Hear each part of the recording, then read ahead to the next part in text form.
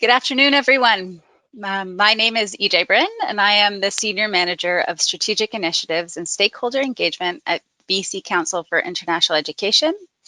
I'm also the moderator for today's webinar with some fantastic panelists who I will introduce in a bit that work in homestay from across the K-12 sector. The title of this webinar is Emergency Preparedness and Lessons Learned in the New Normal, and I'm excited to begin. So before we begin, I would like to acknowledge that I live, work, and play on the unceded traditional territories of the Musqueam, Squamish, and Tsleil-Waututh nations. I recognize that people are here from places near and far and encourage you to acknowledge the traditional owners of the lands that you are on as well. And I would also like to acknowledge the recent violence towards the Mi'kmaq Nation and other ongoing injustices throughout Canada and abroad. It is important that those of us who are settlers understand that these land acknowledgements are not merely statements read at the opening of our sessions, but instead serve as opportunities for us to affirm our commitments to supporting the process of reconciliation through our learning and through our actions. I now invite our speakers on the panel today to place their own land acknowledgements in the chat box, and that all of us take a moment to look around us and reflect on where we are in the process today.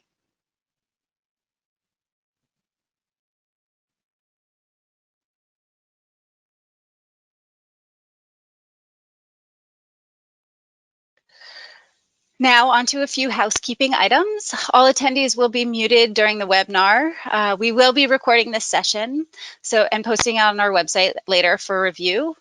We'll leave about 10 or 15 minutes for questions and answers at the end of today's discussion. You can submit the questions in the question box, which should be on the panel on your right. You can also submit any of your technical questions in that panel box as well, and somebody will try to troubleshoot with you. On that note, I just want to thank in advance the BCCI staff who are behind the scene, Gab and Teralyn. Thank you for support leading up to this session and on the back end today, making sure it's all going smoothly. So finally, what you've been waiting for, I'm going to introduce the panelists for today's session. If the panelists can show their faces and just give a wave as I announce them, that would be great. So Jennifer Wilson is the Managing Director of Canada Homestay Network. Rhonda Bell, District Principal of Qualicum School District. Ernestine Mager-Fajol, Homestay Manager at Saanich School District.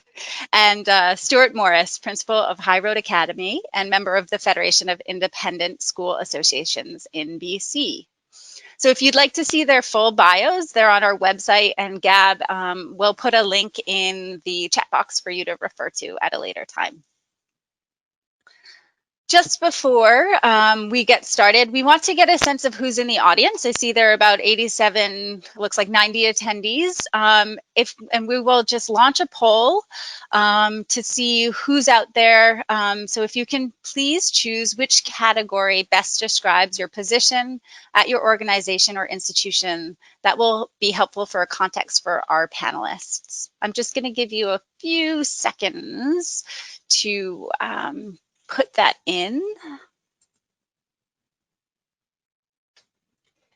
See, the numbers are still coming in, so I'm just going to give you a few more minutes, or no, seconds.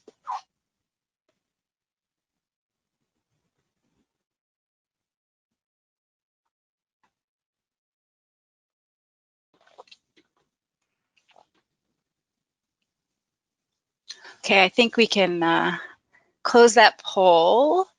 It looks like we have, our results disappeared. It looks like we have about, I'll read them to you. It looks like, oh, there they are. We have a good chunk of homestay providers and coordinators and managers here, and then a good spread of other categories. So I think everybody is going to receive some really good information and hopefully some good takeaways as we move forward. So with that, I'm going to move on to the first question. So we're going to start this discussion, this panel discussion, at the beginning, right at the announcement of the initial lockdown, which happened just before all of the students took off for spring break. So at that point, as we all know, we were asked to shelter in place. Schools were asked to go remote, which we were still figuring out what that meant, obviously, at that time, and businesses and borders even started closing. The announcement was very sudden and forced school districts, homestay providers, and schools to have to respond quite quickly to the ever-changing environment. It is also worthwhile noting that the responses varied greatly depending on where a school district or a school was located, the individual policies that each of the schools and school districts had, and many other external pressures such as international border closures, which affected different populations differently, additional health measures that were changing constantly, and other items like that. So the reality is a blanket response was not possible, and that's why we have a diverse panel who can talk about all the different things and how things changed from their perspective. So with all of that in mind, Rhonda, I'm hoping as a district principal, you might be able to set a bit more of the scene for us and get us started with some examples of challenges that you and your colleagues faced. Sure, thank you very much, and good morning, everybody. As EJ mentioned, this happened very quickly, and although we didn't have a lot of the answers at the time, and every district was responding differently, there were many things that were very similar. So just wanted to mention that, as EJ said, the abruptness of the announcement of school closure on the Thursday before spring break. The information that we were receiving was changing on a daily basis. And we were hearing from one agency one thing and then another agency something different. This announcement obviously created panic amongst our natural parents and our homestay families. Some homestay families really wanted their students to return ASAP to their home country, and others wanted them to stay because they felt it was safer here in Canada than their home country. Some agents wanted their students to return immediately, and some of them wanted to remain here, not to go home whatsoever. We were dealing with flight availability, what was happening for the kids. Could they get on the flights? Could they not? Were there cancellations? Were there repatriation flights? Student mental health due to the uncertainty of what was happening here and in their home country. And always the business side of it, what were we going to do about refunds and how to handle this?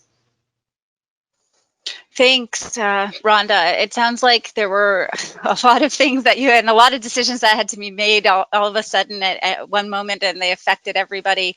And there's movements of students, the juggling of expectations, I'm sure, and communicating out all of these changes with everybody. I'm going to turn to the other panelists and just ask them to speak a bit to their experiences. So Ernestine, we're going to start with you, please. Well, as Rhonda mentioned, there was a lot of inconsistent information, which made communication with all stakeholders really challenging with everything changing so fast. We definitely noticed that in those early stages, a lot of host families and partners abroad went to panic mode, like Rhonda said. So streamlining communication was difficult, as there was just a huge variety of opinions and reactions. So some host families were like, get this kid out of my house right away, while other host families were, horrified at the idea of sending students back to the countries where cases were soaring. And agents had similar reactions as well. So with some wanting students to return home or pushing them to stay here in Canada. So the key thing was mitigating these panic responses from host families and agents who wanted rash decisions. What we found worked best was a personalized approach. So we spent a lot of time and effort in contacting host families by phone to find out where they were standing, what they were willing to do, and use this information in communicating with our agents. So we had to find kind of a balance of making recommendations and drawing clear boundaries based of what we could facilitate. For example, we had host families that indicated they could no longer continue hosting students for whatever reasons, and moving students was not quite in line with provincial health guidelines. So this led to sometimes having to have difficult conversations when agents were pushing for students to stay. What was also hard was there were many questions from both host families and agents that we didn't have answers to. right? It was all such new territory. So this put a lot of pressure on our team, and I'm sure, all homestay teams across the province and the country, kind of being caught between what students wanted, what agents wanted, what host families wanted, and what families at home wanted. So here too, we found just open and honest communication was best, and explaining sometimes that we didn't have an answer at the time. So yeah. That's great. Thank you. It sounds like it could be quite polarizing, having kind of like different positions depending on what people were thinking. Stuart, I'm wondering if you could pick up on this and talk about this sort of how you manage these expectations from all of the different stakeholders, be it the homestay families or the students and the parents and all those many levels that you have to work with. Yeah, I don't have a whole lot more to say other than it was because I definitely piggyback on what Rhonda had said at the very beginning. It was a juggling act. It all caught us all by surprise, and I think I'm a principal of a school. We run our own international program and homestay program, and many of the independent schools across the province do the same. So. Although some may contract out to a homestay agency, many of them are just working within their own communities to figure out to have families that host them. And so the interesting thing, challenging thing was really that the polarized views on how to handle the situation, on whether students would stay or students would go back home, and obviously that depended very much too on where the students were from. Some places in the world were not experiencing the COVID outbreak to the same degree. For us, it was we have mainly Chinese students, and so they were sort of that first wave, and so there was a lot of everybody had their own opinion on what should happen. The parents of our homestay kids that were back in their home countries, they had either very distinct opinions on the students should stay or they should come home. The homestay parents, who are also very invested in their students, they were thinking, the best interest of the child is to stay in Canada at this point, or other ones were very much like, no, they need to go and they need to go home now because we don't know when they are going to get home. The response of some of the agents that we were using was really interesting as well, because some of them were extremely involved. They were very active. They were very supportive of the school and the international programs, where others went radio silent. We almost didn't hear from them, and that was difficult. And then I think even in June, when we changed and there was the option to go back to school with those students that were remaining, there might be a parent of a student or family in our community. They wanted their students to be back at school, where the actual parent back in the other country would say no. So there was such polarized perspectives.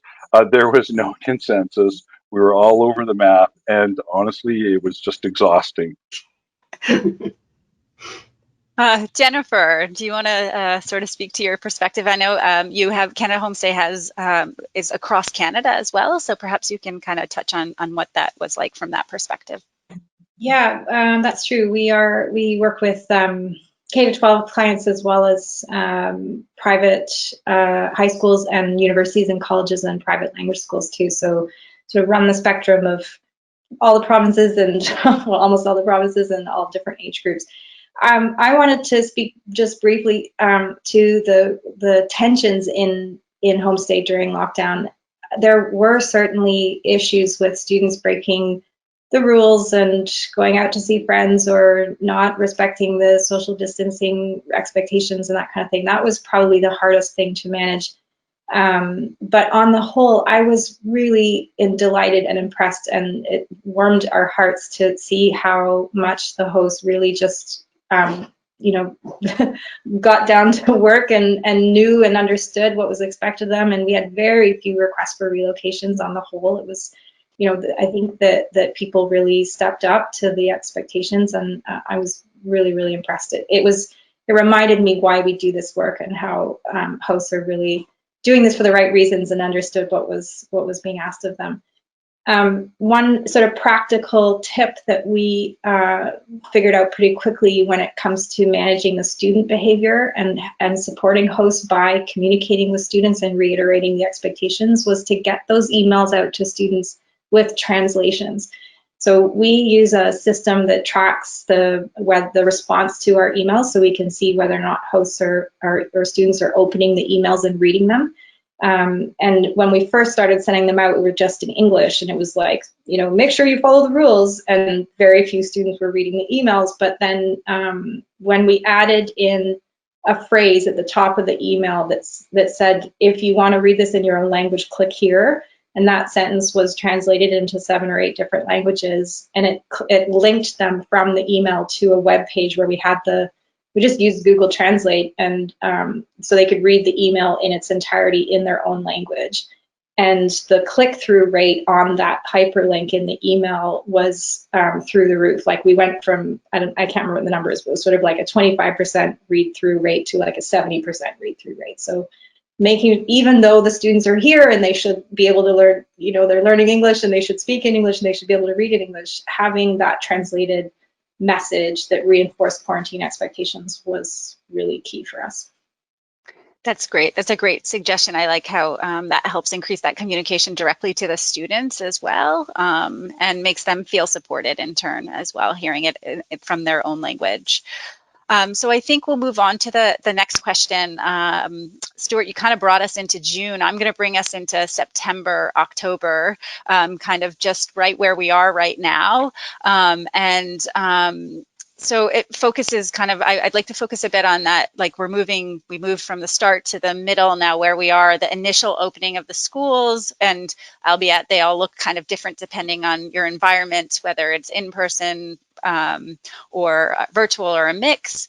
But I'm hoping that maybe all of you can share a bit about the day-to-day roller coaster that you're experiencing now. So kind of with all of the announcements that are coming out, for example, the October announcement, which was fantastic. Also, recently we just got told that we all need to not be sheltering in place, but closing our sort of networks again. So with all of this constant change, especially now that school is back in session, can you just speak a bit to sort of how you're like mitigating those challenges and kind of the environment you're in now and the differences there? So Rhonda, if you wouldn't mind kicking this one off too, that would be great. Sure. I'm glad you mentioned it, that it is a roller coaster ride, and it's not been a fun ride. So it's been an up and down on a daily basis. And what's interesting is that as soon as an announcement goes out, you have to remember that our partners are overseas, and we wake up to a deluge of emails first thing in the morning as to what we're doing with regards to this latest announcement. So I think it's not so much that it's been a roadblock, but I think we need to take a deep breath. We need to make sure that we have all the information, understanding it, knowing that what's on the websites are really not what is accurately portrayed. They haven't been kept up to date with the announcements. So, you're mitigating those factors. So we found it was very important to develop a partner update and to have very consistent messaging and to letting them know what options were. Here is the information. Here is what you can do with it. Option 1, option 2, option 3. And whatever your option you're choosing, these are the steps that go with it, or these are the consequences, or these are the refunds, and so on. I also found it was really important that we had our entire team speaking the same language. So that not only was with our ISP team, but that meant our district senior management, our principals, that our schools and our staff knew what we were doing. They knew that we had a protocol, that they knew that kids coming in were following a quarantine protocol. We had steps in place. What happened if somebody is sick? We were doing daily health checks. Those kinds of things were really important. And I think also it was really important to reassure our host families that it's your option. we're not judging. If you want to be a part of the program, that's great. And if you feel that you need to back out at this time, that's also acceptable. And so it's just navigating, it's still a little bit of the, not as much as the panic, but the uncertainty and not knowing when this is going to end. And it's up today and it's down tomorrow. You know, we open borders, but now other countries are closing their borders. So it is just being in a fluid situation all the time. Thanks, Rhonda. Yeah, I think communication just sounds like that's like a theme, just figuring out that communication. And Ernestine, I'm wondering if you might be able to speak to that maybe on the policy protocols side of things from your perspective. Yeah, for sure. Like Rhonda mentioned, having protocols in place is really instrumental to make sure that everybody is informed.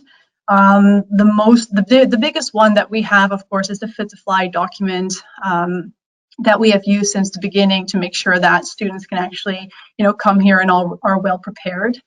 It also helps us to be consistent with our host families and with students, and it just gives us, handles to navigate the situation. Developing Fit to Fly was an interesting process, to say the least.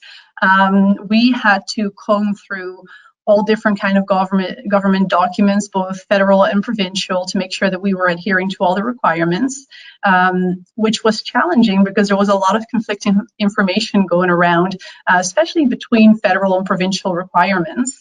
So both gave sets of rules and requirements for facilitating the quarantine that slightly differed from each other. And one of the most frustrating thing was the BC self-isolation plan that I'm sure raises many eyebrows when we talk about it again. Like difference in rules, such as, are you allowed to use a host family that is up to 65, or can you only use host families that are going up to 60? So there a lot of work went into creating these protocols and making sure that we were actually adhering to the requirements that were in place, even though we heard conflicting and contradicting answers and information from BC services and the federal government sometimes too.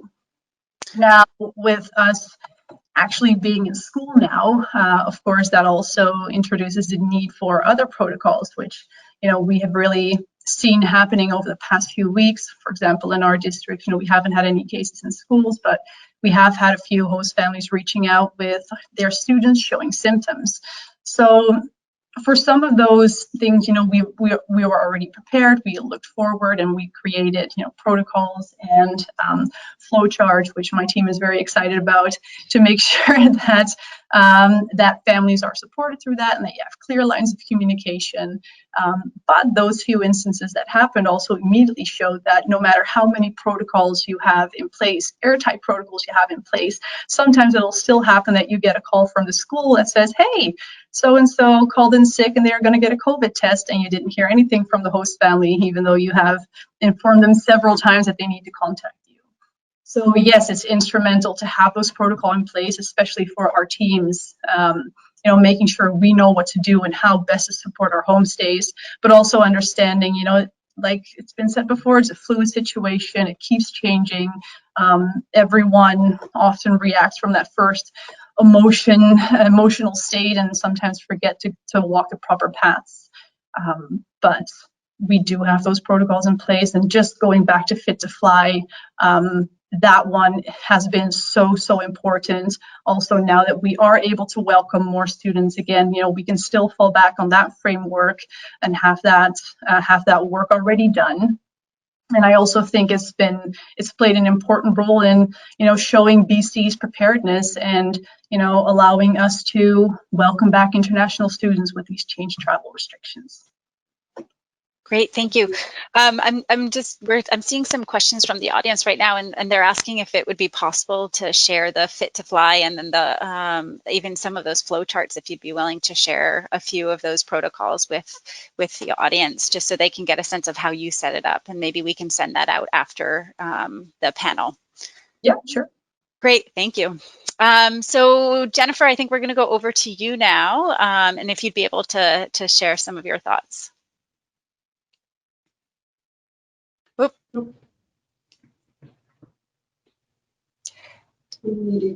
Muted. We can't hear you, Jennifer. I don't know if you're muted. There we go. Just wanted to agree with the roller coaster sentiment, and just to give a bit of a national perspective, over in Ontario right now, we found out on very short notice that students need to be tested for COVID before they can leave quarantine and enter a school. So, you know, who's going to do the testing? Is it the host family is going to take them there, or should our team take them there? Like all of those questions that sort of like arise on, you know, on the fly. I think we all have lots of practice with responding and trying to make stuff up and inventing new policies and protocols. So yeah.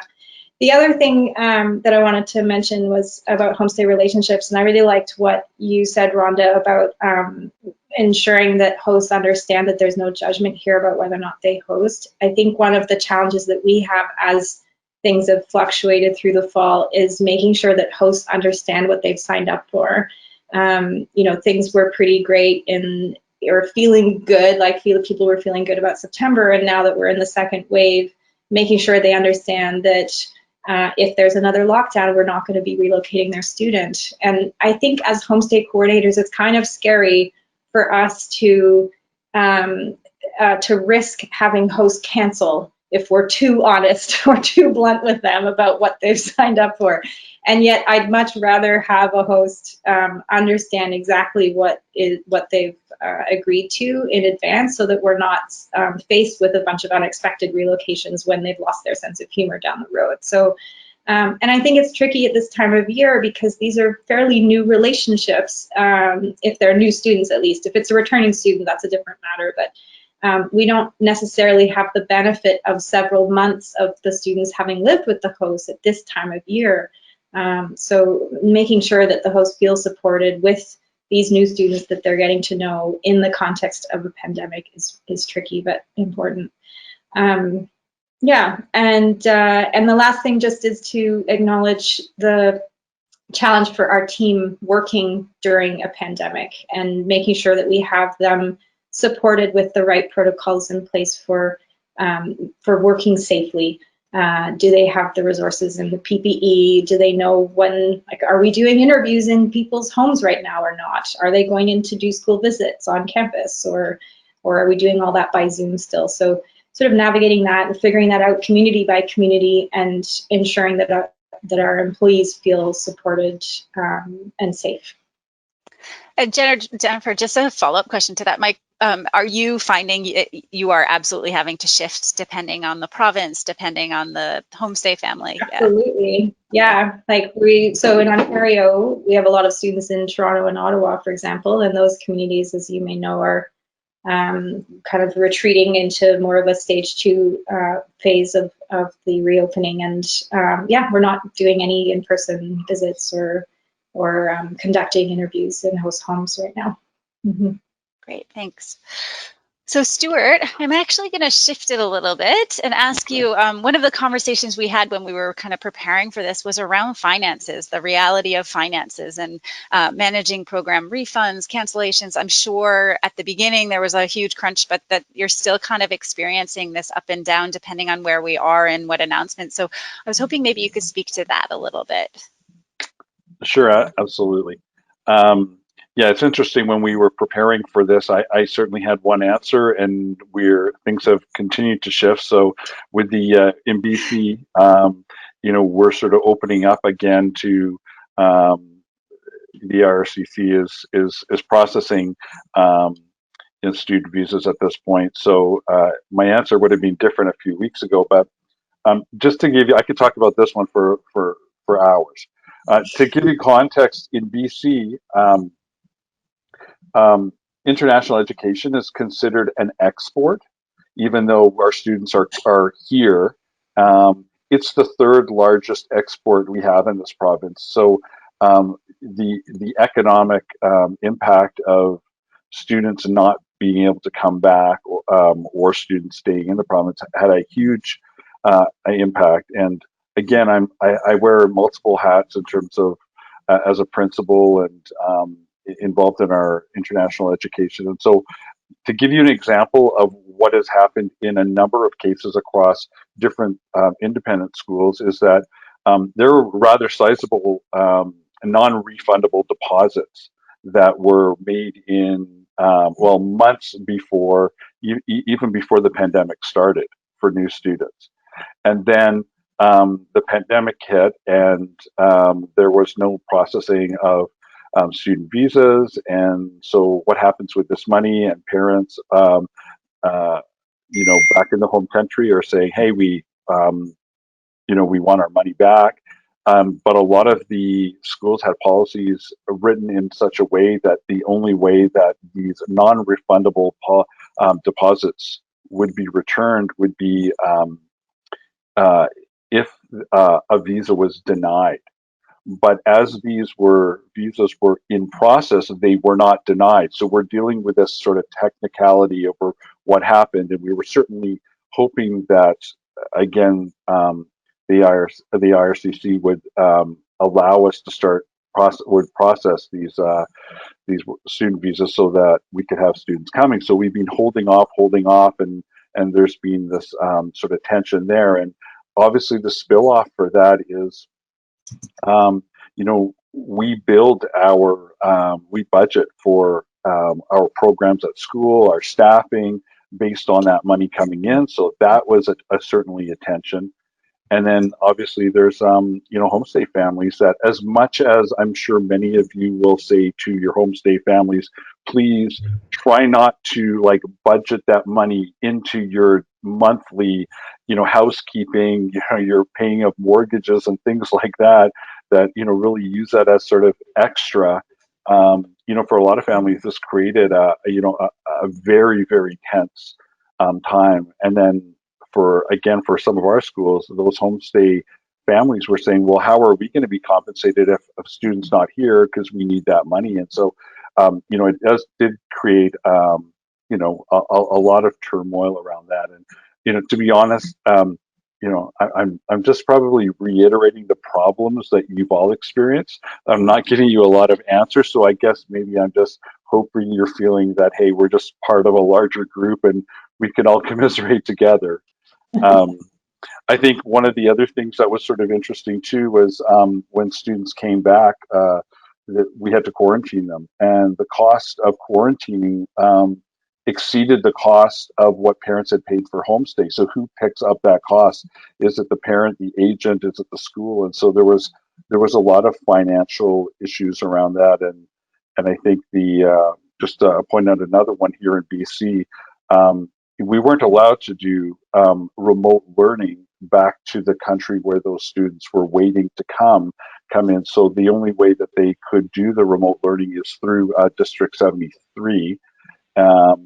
And some of the students, many of the students, if they're grade 11 or 12 students, they need certain required courses in order to graduate with a dogwood.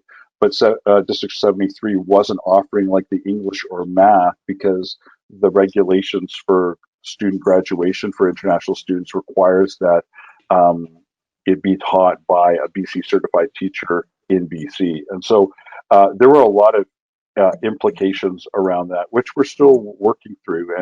But for a lot of programs, they really had to downsize. So it actually cost at a school level and at a homestay level.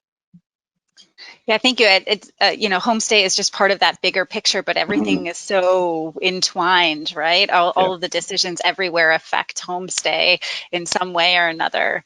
So thank you for sharing that perspective. I have one last question that I do want to try to get to and have everybody answer to before we go to the Q&A. And it's really so we've gone past, we've gone present. Now let's really focus on the future. So if you could all sort of share maybe one or two key takeaways that you have, lessons learned that you want to share with the audience, so they can really kind of walk away and think, that's something that I think I want to try to implement or do, and kind of reflect on that a bit. So into the future, what next? And I'm going to start with Jennifer this time. Throwing it up. Yeah, I actually have three things, but I'll try to be quick. So the first is we've talked a lot about communication this morning, and I think everyone understands and agrees that that's critical. One of the ways that we have managed communication is to have a centralized website where we share a lot of our updates. So instead of sending out revised versions of policies by PDF and email, we continually are sending out the links to our FAQ pages for our hosts and students and agents and our schools, and any policies that we have that we expect will be updated are being maintained on those pages. So it's one way to make sure that everyone has the most current information. The second thing is quarantine programming. So we had a lot of, we designed a sort of a daily routine for all of our students during programming or during quarantine to make sure that they had a schedule with activities planned for them in addition to the school activities that or academic stuff that they had to do. We also hired a counselor for a few weeks who did Zoom calls one-on-one and in group settings with students. That's one thing that I probably wouldn't do again. We just didn't have great uptake from the students. There wasn't a lot of engagement. I think absolutely we'll continue to do the activities and have that sort of self-directed itinerary for them, but paying for a counselor who only saw a handful of kids, that wasn't a cost-effective or really impactful measure for us anyway. And then the third thing was around refunds. We learned the hard way that our refund policy in the spring was not well met well. So we've revised that. It's much more generous now, but still the policy still has a penalty that is there to help make sure that our organization can survive. And yet I think it's more reasonable, more fair, returning more money to the hosts or to the agents and students than we did in the spring. So that was a hard lesson, but one that was really important for us. Thanks for sharing and being honest with your experiences. Ernestine, do you have anything you would like to share? Yeah, I think the biggest takeaway for us has been the importance of educating and preparing everyone involved in this whole scenario. So over the past months, we've invested so much time in educating and preparing mostly our host families with those information packages based on Fit to Fly. I could not agree more with what Jen said earlier about rather having host families say no when they have all the information than having a host family not completely knowing what they are expecting and what they're saying yes to, and then either opting out at the last minute or coming into the situation where once the student is there, you have to replace them because there's issues. So absolutely couldn't agree more. I think that it has also been really important to set realistic expectations for host families, which is what we've been doing is that ongoing communication piece that we've talked about before over the last months, but also carrying that into the future, constantly, sharing the little information we have, but being very, very realistic in the picture that you're painting. So even though students might be coming, I think that as long as you keep host families very aware of the possibilities of, a tentative placement not working out, is a way of retaining host families and keeping those relationships good. I also think it goes the other way. So not just for host families being prepared, but also for our partners abroad. We have recently sent out kind of an update of life in Saanich. So a clear overview of what life looks like right now as an international student. Taking it in a positive direction, but still, making sure that agents know what students can expect if they do choose to come over here during this time in the pandemic.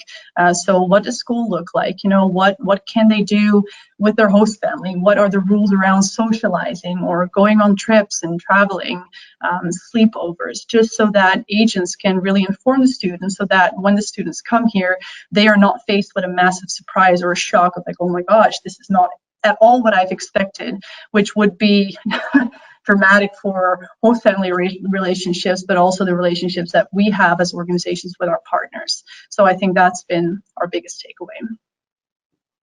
Thank you. Stuart, over to you. Sure. The word that we constantly use is pivot. And I think everybody has kind of grown used to the idea of flexibility and that there's change. And again, as a principal, every week I get the deputy minister's bulletin, and every week there's a change or multiple changes within that document on how we are to handle things, or there's clarification on those things. So it sort of brings me a little bit to the idea of policies, and maybe this sounds a little controversial, but policies are in place to sort of protect us, and we have best practices. But the reality is that most of our policies and best practices are built in a context of stability, and we're not in a context of stability right now. And so, Jennifer brought up the idea of like refunds and being more generous and in that area. And I think that's one of the things that we ran into, is that we had well-defined policies, but those policies and those best practices did not work in the context of COVID. And so I think, again, going back to the idea of just being able to flex and think about the larger context of where we're at. I think from a practical perspective, our international department has been very active in working with our homestay families around cultural celebrations and holidays and things like that, understanding that the anxiety level of our students is high because not only are they dealing with the context of COVID here in British Columbia and in our area, but they're thinking about their parents and their families back where they are and what's happening in those areas. And so making sure that we can make them feel at home and recognize them in terms of who they are as individuals and within their culture, I think it is very, very important. And I mean, lastly, I would say, and this is a difficult one because, again, it's been brought up, it's hard to do homestay visits right now to interview new families, but, have a healthy homestay list. That's really important. Great. Thank you, Stuart. I think people received a few good takeaways from that. Rhonda. Sure. I would just like to add, don't work in a silo. We have great colleagues around the world and right here in British Columbia. And for us, like in part of IPSIA, we had a Homestay Committee, and that was great because we met weekly. And what it allowed us an opportunity to do was really express how we were feeling. Like, we were making decisions based on the health and safety of our students and our homestay families. And were we doing the right thing by trying to keep kids, by having kids go home or having them come back? Like, these were all questions that we were morally and ethically struggling with. And having an ability to speak to your colleagues and to be honest and say, I don't think we're doing the right thing, or yeah, it is the right thing, Rhonda, but this is what we can do to make sure that we counteract that.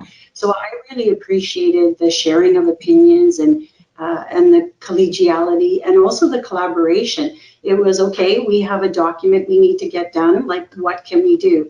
And when we were unsure of a question, we would put it out to each other and then we'd get an answer right away. I've spoken to a CSB officer, and I spoke to Vancouver, airport, and we were getting up-to-date information, which really saved me, a lot of time, a lot of energy, a lot of unspent energy and just angst about what we were doing. So, there with CAPSI, there's the Talk Tuesday with our IPSIA group. We met weekly, and we were even, connected through Jennifer. And it was interesting to hear from Jennifer's perspective because she's been working all over Canada. And even those ideas that we were hearing triggered something that we could do differently here. And I think, as to speak to it, I think that's what really led the way for BC, is that we took initiatives, we heard things and we acted on them. And we said, we were in touch with the health authorities. If we develop this homestay guide, does this meet your expectations? And I couldn't have done that alone. And so that's what was so amazing. So please make sure you reach out. I think we're in a really state now, like, we've been riding this roller coaster for 8-9 months now. And like I said, the ride is not ending. And we're now experiencing a second wave. We have COVID fatigue. Like, what are we doing for ourselves now? What are we doing for our colleagues? What are we doing for our host families to make sure that everybody is staying healthy during this time. So I think that's our next area that we need to think about. But my takeaway is I'm not going to try and figure it out on my own. That's a great takeaway. I wonder if any of the other panelists, so Stuart, Jennifer, or Ernestine, if you want to speak a bit to that self-care part. I think that's a really important part of what Rhonda is speaking to. And if any of you have some good sort of pointers on, as we move forward, how to ensure that you're building that into what you do. Yeah, I think that we talk a lot about self-care at our organization too, but one of the frustrating ironies of the pandemic is that many of our self-care activities have been taken away. You know, it's harder to go from pedicures and massages or coffee with a friend, or, you know, the things that you used to do are still unsafe in a lot of parts of the country. So we really have to get creative with self-care when we're least motivated to get creative, when we're tired and depleted and it's hard to do those things. So you know, so I think focusing on relationships, like what Rhonda's saying, you know, and slowly building back our resilience, you know, bank account, if you know what I mean, like that, building up into our life regular practices that promote resilience and help us. And the other thing I want to say about self-care, and I have to give credit to Brene Brown here. This isn't just about us taking care of ourselves, but it's about our entire network, our close families and our colleagues and the industry, creating a system that allows us to take care of ourselves. So if I need to take 15 minutes in the morning to meditate, then I need my husband to help with getting the kids off to school. Like so it's not just me taking care of myself, it's about our families and our networks supporting us to take care of ourselves. So yeah. There's a great article that I can share too after we're done about this topic and about this notion of surge capacity and how we're all depleted, and it's a little bit much for us to expect ourselves to be good at this already. Like, this is a once in a lifetime kind of experience, and it's constantly changing underneath us. So I think we need to give ourselves a break too.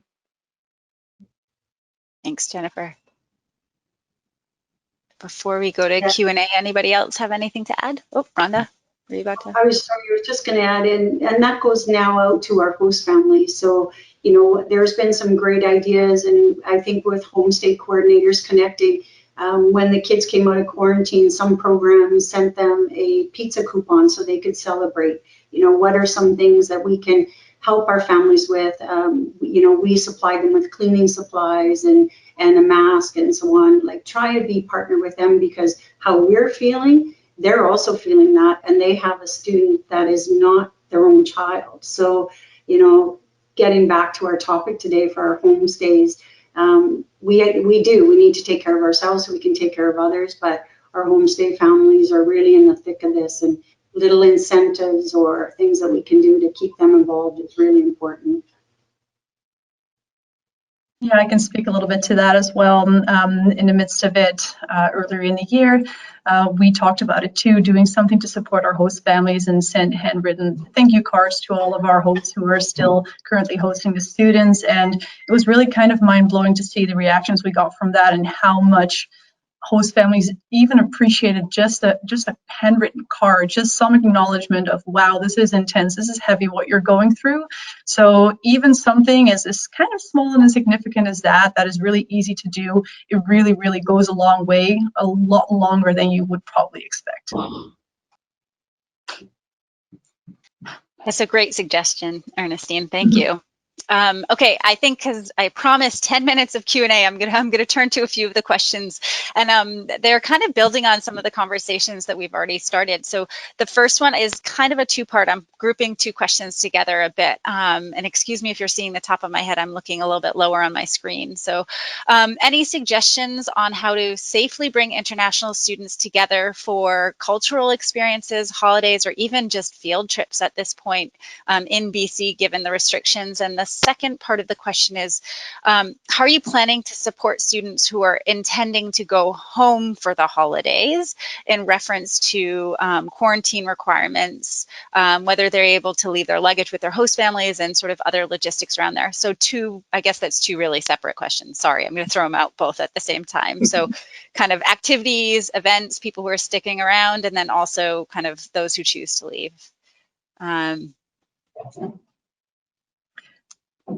Anyone want to start? Yeah, of course. Okay, go for it.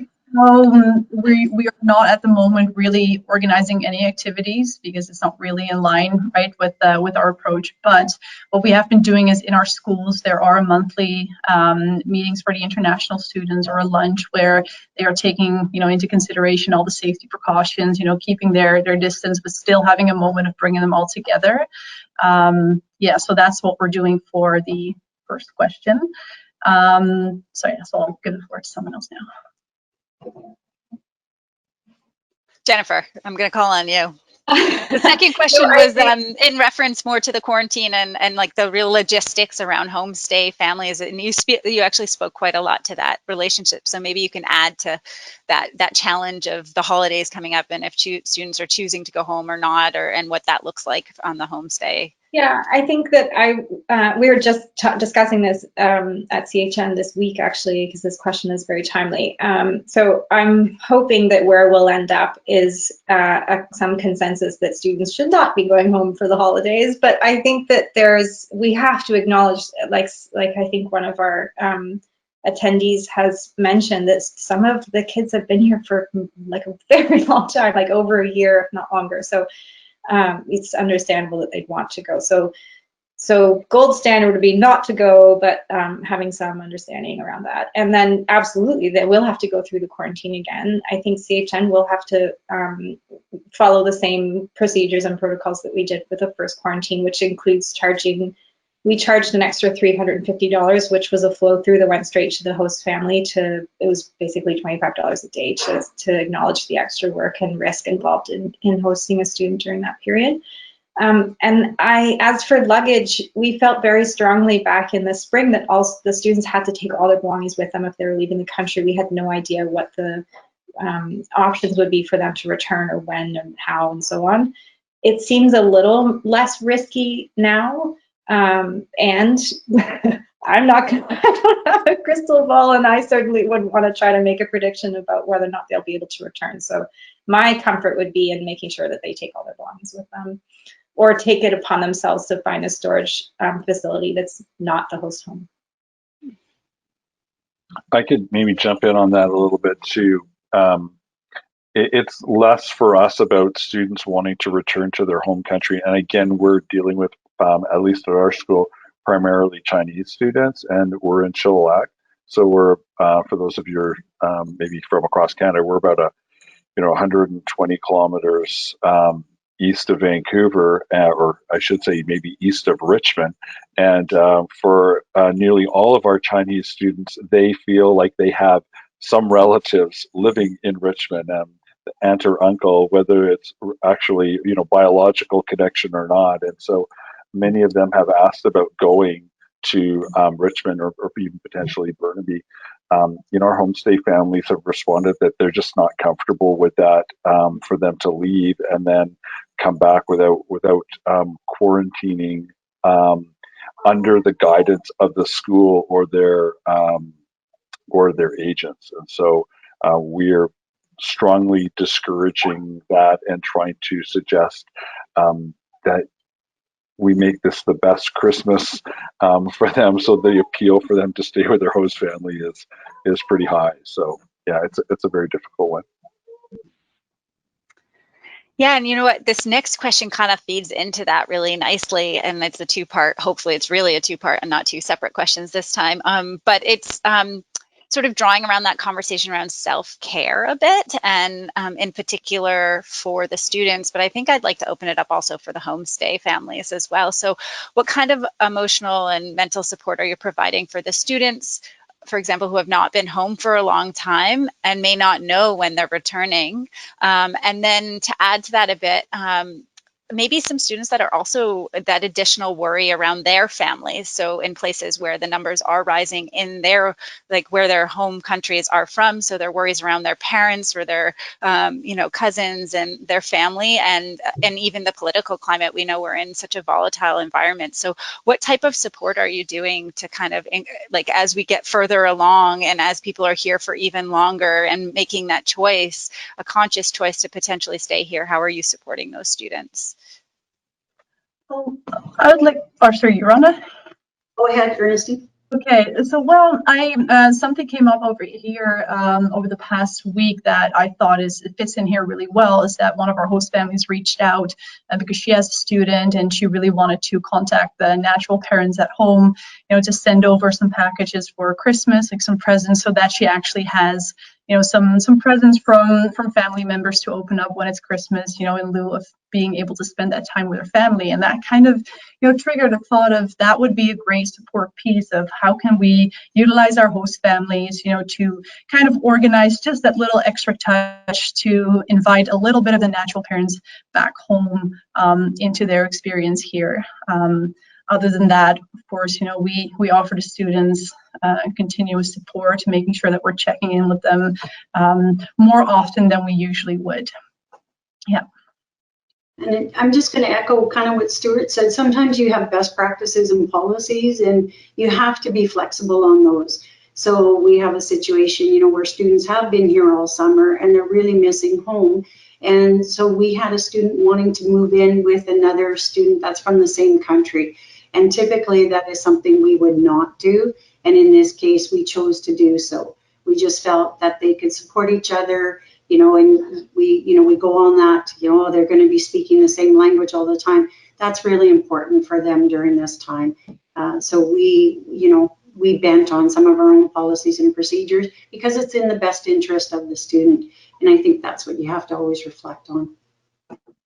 And for me, I think it's just important for us to remind ourselves that unless we're trained therapists or counselors, that there's a division of work here that's appropriate, and to make sure that we lean on our insurance providers. We work a lot with Ingle and Gardney. They both have great mental health support programs for students. So making sure, I think too, as a homestay only organization that works with educators, we have to discipline ourselves to make sure we're understanding where our responsibilities begin and end, and where the educators begin and end, and where someone like a professional counselor or a therapist would. So sort of reminding ourselves that we don't have to be it all or do it all ourselves, but that we can bring in professionals when that's appropriate. I think that's a great reminder for everybody, right? That you have people you can lean on and that are there to support you. And now is the time to do that. Now is the time to kind of create that network. I think we're going to end on that. We only have a few minutes left. I want to thank all of you, Jennifer, Ernestine, Stuart, Rhonda. Thank you for such a great conversation. I feel like we could have kept talking for much longer. And I also wanted to thank everybody, the audience, for all of your good questions. And to all of their points, I really wanted to encourage everybody who's participating in this webinar, who's listening. I want to actually challenge you over the next couple weeks to try to reach out to someone new virtually, obviously virtually, in your homestay network. And whether it's just to say hi, words of encouragement, share a lesson that you've learned over the past several months, whatever it is, just to make that connection and really form that. And I think, the panelists really spoke really wonderfully to this point that we're still in a pandemic, and that's the reality, and there's still a roller coaster happening, and we need to acknowledge that and make sure we're taking care of ourselves, we're taking care of each other. So just reaching out, that can be just that little part that can help everybody. So I encourage everybody to do that. I also want to say that's part of what makes BC so special to me, is we have this really wonderful community, and I think all of you coming together to have this conversation is a perfect example of that, and really saying here, we'd love to help and work together. So with that said, I challenge all of you to do that over the next week or two. And I want to remind you that we are posting a recording of this. So if there are some things that you missed and you want to take notes on, you can review that. It should be posted in the next day or two. Please feel free. I think we have the events page up there. There are some upcoming events that are happening at BCCIE. Be sure to check those out periodically. They kind of come up a week or two in advance at this point, sometimes a little bit further. And then finally, just want to wish everybody a great afternoon. And again, a final thanks to our panelists. It's been really a wonderful experience getting to chat with all of you. Thanks for having us, EJ. Thank you.